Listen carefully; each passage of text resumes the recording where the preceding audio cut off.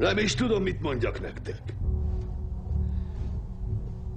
3 perc, és életetek csatáját kell megvívnotok. Itt dől el minden. Ha sikerül, megmaradunk, mint csapat. Ha nem, végünk. Apránként, lépésről lépésre meghalunk. Ez itt a pokol, uraim. Higgyétek el. Vagyis, itt várhatunk, míg a szart is kiverik belőlünk, vagy küzdhetünk, hogy kijussunk a fényre, és ott is maradjunk. Egy adott ideig. Nem attól félünk, hogy nem illeszkedünk be. Attól félünk, hogy mérhetetlenül erősek vagyunk.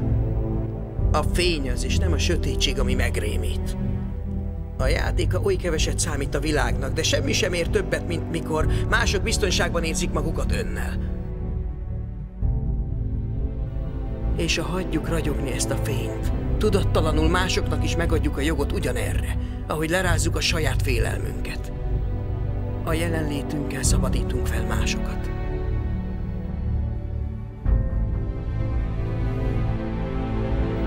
Csak annyi a lényeg, hogy köszönöm. Megmentett engem.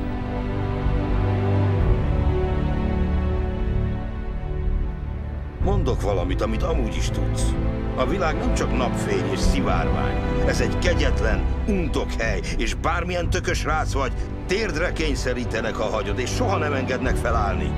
Senki nem tud olyan nagyot ütni, mint az élet. De nem az számít, mekkorát ütsz, hanem hogy mennyi ütést állsz ki, mikor talpon kell maradni. Bírni kell a pofont, és muszáj menni tovább. Csak így lehet győzni. Ha tudod, hogy mit érsz, menj és küzd meg azért, ami jár, és közben viseld el a pofonokat. Nem utogass másra, nem mondd, hogy nem te vagy a hibás, hanem ő vagy akárki. Ez gyáva duma. És te, fiam, nem vagy gyáva. Te jobb vagy annál. Neked senkinek sem kell bizonyítanod semmit, csak is magadnak. És amin keresztül mentél, a sok szenvedés hiába való volt, ha most megfutamodsz.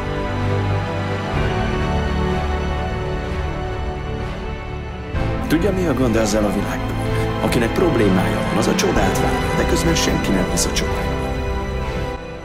Ha mindent megteszünk azért, amit akarunk, küzdünk, megvívunk minden csatát, kinek van joga megállítani? Talán magukban is van valami, amit félbehajtak, amit befejeznének, amit senkinek sem mondtak el, akármi. Megtiltják, pedig megfizettették az árát. Kinek van joga hozzá? Kinek? Senkinek!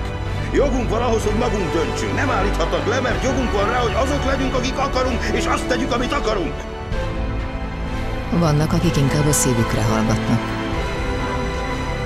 és nem arra, amit mások diktálnak. Ritkán találkozni ilyen emberekkel.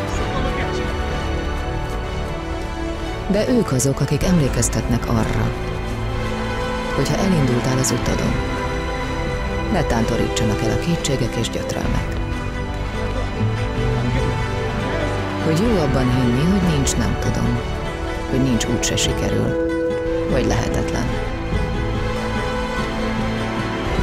Ők emlékeztetnek minket arra, hogy jó elhinni, a lehetetlen nem létezik. Még egyszer harcba szállok. Megvívom az utolsó nagy csatát. Ma élek.